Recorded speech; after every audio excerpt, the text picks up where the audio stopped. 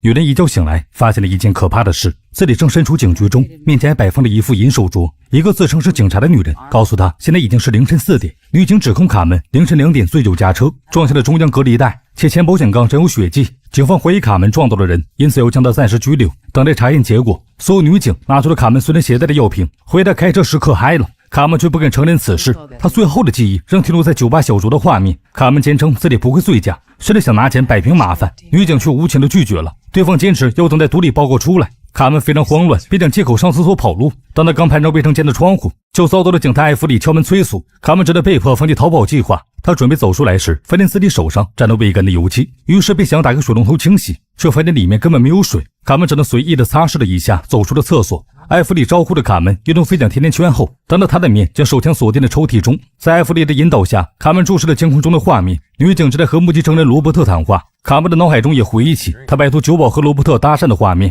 罗伯特交代着两人互相好感后，一同坐上了卡门的车。两人在车中关系更进一步后，就发生了可怕的车祸。然而卡门对此毫无印象，他坚定地认为是罗伯特给自己下药了。由于警局正在装修，卡门被关进了临时监狱中。好友在此时前来探望卡门，他的面色十分凝重，似乎有心事。趁着女警打电话时，好友接着拿出口袋中的巧克力，吃了一口后，并用包装纸上的字母暗示着卡门逃跑。所有好友就在艾弗里的催促下离开了。卡门有种不祥的预感，他呼喊着警察，想要进一步为自己辩解。警察却拿出了尿检结果，证明了卡门开车前喝了一瓶红酒的事情。然而大片记忆的空白显得卡门的说辞十分苍白无力。无奈之下，他只好请求律师援助。卡门很快等来了律师，虽然不是指定律师，但对方业务能力超群。他的车子因为前保险杠有血迹，警方怀疑撞到了人，因此将车子扣押时，律师提议提取 DNA 进行对比，警察们因此哑口无言。卡门反应过来后，立刻掌握主导权，前来要求验证 DNA 证明自己。他猜测可能是撞到了路。律师的表情突然有些心虚，他承诺会帮助卡门去申诉后，便匆匆离开了房间。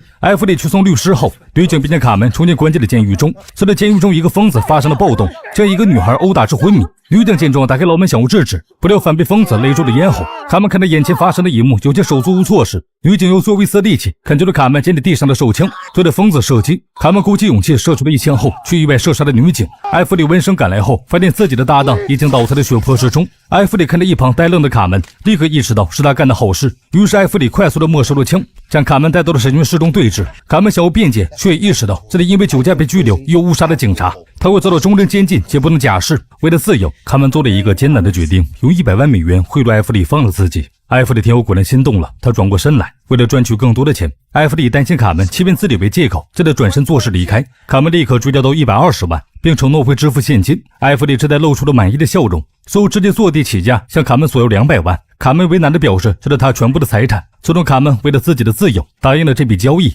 于是艾弗里带着卡门走进了办公室，给了他1分钟的时间，用电脑登录账户转账。这时卡门突然发现警徽竟然只是一个道具，他在此刻想起来好友提着自己要逃跑的动作，立刻意识到不对劲，于是他想要趁此机会打电话求救，却发现电话没了信号。突然律师神色紧张地闯了进来，他见到艾弗里后便想要告知对方汽车测试结果，艾弗里却强硬地拒绝了律师想要单独聊天的请求，并将他赶出了办公室中。卡门只觉得事情愈发离谱了。忽然他想起之前准备从洗手间窗户逃离时摸到了还未风干的油漆，而且水龙头也没有水，他因此意识到这里是一个假警局。他趁着艾弗里和律师拉扯时，取出了艾弗里藏在抽屉中的手枪，直接和两人对峙起来。然而两个骗子却演戏上瘾了，他们紧张劝说着卡门冷静下来，卡门根本听不进去了。他拿起一旁摆放的假警徽，质问了两人到底什么是真的。艾弗里正在试图继续劝说卡门，对方就神情激动地扣下扳机。随着卡门才发现，居然这把手枪也只是一个道具。在卡门有些疑惑时，罗伯特已经绕后将他打晕了过去。这群骗子将卡门戴上了手铐后，重新关进了监狱中。艾弗里忍不住埋怨起罗伯特太过冲动，毕竟他差点从卡门手中得到200万美元。卡门此时已经有了意识，为了不露出破绽，他仍旧紧闭双眼，随着所有的骗子们聚集在了一起，在这讨论起接下来的骗局。就连刚刚被关进监狱的犯人都是他们的同伙。可怜的卡门被彻底蒙在鼓里。由于这个废旧的建筑3个小时后即将面临拆除，一群人商讨起该如何继续行骗。由于第一回合卡门已经识破骗局，第二回合时骗子们直接齐聚一堂，和醒过来的卡门面对面交谈起来。卡门疑惑地询问起他们的身份，这次艾利弗也不装了，他坦白了自己是卡门的前男友丹顿的兄弟，两人在孤儿院时就是好友，如同亲兄弟一般。艾利弗就连丹顿背的妻子曾和卡门有过一段办公室恋情的事情也知晓。卡门大方地承认了和丹顿曾在一起的事情，但是他并不知道对方已经有了家庭。得知艾利弗怀疑自己杀了丹顿，卡门却直接否认了此事，他是不会对自己的爱人痛下杀手的。艾利弗却打断了卡门的虚伪的话语，他认为卡门不仅杀害了丹顿，还转走了他们的800万。卡门只好承认，丹顿在去世之前的确来找过自己。丹顿当时十分惊恐地表示，有人想要加害他。丹顿托付给了卡门一把钥匙，便匆忙地离开了。卡门用这把钥匙打开相应的储物柜后，发现里面全是现金。他清点了一下，发现一共是200万。令卡门没想到的是，第二天就传来了丹顿的死讯。丹顿生前也表示过，这里正在被一个亲近的人加害。结束回忆后，卡门想要息事宁人，准备将自己收下的200万转给艾弗里等人。艾弗里却不依不饶，他清楚了丹顿的账户中有着800万的财产。卡门却否认了自己独吞的事情，他猜测剩下的财产可能和丹顿一起被火焰吞噬掉了。其他的同伴却一同变了脸色，得知丹顿拿了不该拿的钱便被火烧死，这让其他人想起了恶魔伊万的传说。他对于背叛自己的人就是放火将其烧死，并留下警告。其他被请来演戏的演员因此产生了动摇之心。艾弗里却骂他们是胆小鬼，并保证自己和丹顿绝对没拿1万的钱。卡门趁机想要策反他们，故意转移话题拖延时间。艾弗里却不愿就此放弃，他以瓜分800万财产的诱惑重新调动了同伙们的积极性。接下来大胡子给卡门上刑具，关键时刻大胡子突然毒瘾犯了，艾弗里只好认命的给了他一些面粉缓缓。趁着这个时间，其他人来到了办公室，开始商量起了接下来的计划。独自在审讯室的卡门默默的用脚盖住了被遗落在地上的刀片。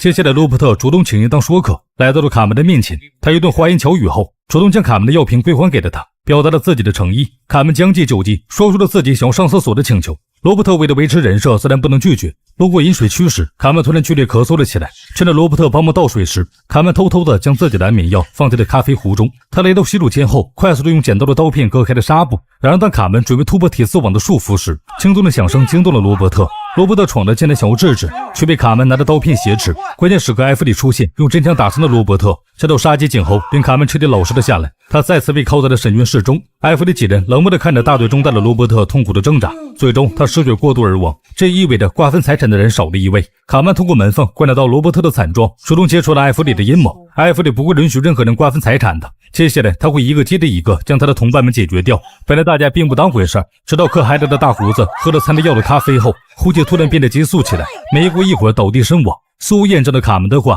艾弗里草草地处理了大胡子的尸体后，提议要加快进度。为了逼迫卡门快点转账，叶西的再次对他用上了刑罚，一把刀具缓缓地插进了卡门的指甲盖中，随着对方加大力度，指甲盖被整个翘起，露出了血肉模糊的嫩肉。卡门为了加剧几人的矛盾，强行忍下了痛哭，所有的告诉了行刑的小丽一个扎心的真相：她的男友大胡子之所以猝死，是因为艾弗里给的面粉有问题。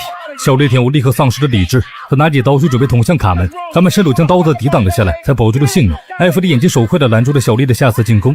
此时他们还需要卡门登陆账号转钱，于是只能委屈小丽暂时放下仇恨。伪装成女警的丽莎连忙抱着小丽安抚起来，直到艾弗里承诺将大胡子的那份钱也分给小丽，这才将她成功安抚。突然门外传来了敲门声，艾弗里示意大家保持安静后，打开门查看，原来是有相关人员过来提醒这里的人距离拆除建筑只能下的1个小时。艾弗里为了加快进度，卡门的闺蜜也被带了过来。艾弗里拿出一张照片，质问上面的孩子是谁。由于卡门太过狡猾，艾弗里直接开枪打伤了闺蜜的大腿。见对方还想下死手时，丽莎就看不下去了，她推给了艾弗里后，抱着孩子的照片分析起来。通过孩子的肤色和发色看，他显然是卡门和丹顿的儿子。由于丹顿突然死亡，卡门因此抛弃了儿子，所和领养弃婴的女人当起了闺蜜。艾弗里立刻意识到孩子就是他手中最大的筹码，于是他决定用孩子的安危威胁卡门交出钱财。受伤的闺蜜被丽莎安置到了大胡子的尸体旁。小丽见到又出现了一个受伤的人后，内心已经逐渐开始相信卡门的话，认为艾弗里准备将他们逐个解决，于是他决定反抗。小丽想去抢律师手里的枪反抗，却因为男女体力悬殊，被律师反手推倒后，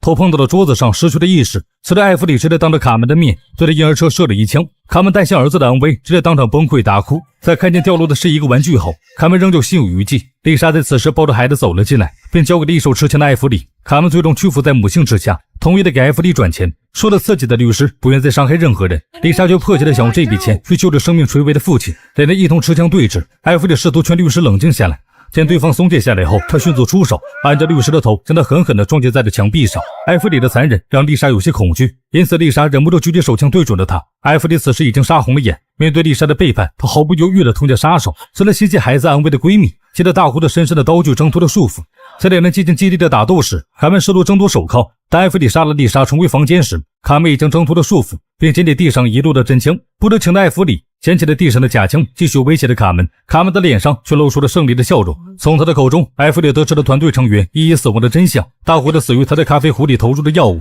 罗伯特大腿中弹并不严重，是卡门趁机将他的大腿扩大了伤口。大势已去的艾弗里愤怒地对着卡门开枪，才发现手中的是道具。当第二声枪声响起，艾弗里有些不可置信地看见卡门，只见对方站了起来，无情地补了2枪。卡门决定带着儿子离开时，闺蜜一瘸一拐地走了过来，她庆幸的母子俩平安无事。然而当卡门得知闺蜜在得知卡门被拘禁后就已经报警后，却不得因为这句话引来的杀身之祸。卡门为了毁掉房子中的证据，在建筑中倒了汽油后，还剩一口气的艾弗里向卡门连连求饶。卡门却说这并不是他的名字。艾弗里这才意识到卡门就是传说中的伊万。随后卡门划开的火柴扔在了地上，忠实的艾弗里用自己的鲜血留下了一个名字伊万。等待警察赶到现场时，建筑内的证据被火苗吞噬，他们只看到了7具尸体。警方一时间无法查明这档案子的动机。此时的卡门从车轮处拿出了早已经准备好的钥匙，手动打开储物箱，随即拿出一张身份证明离开了此地。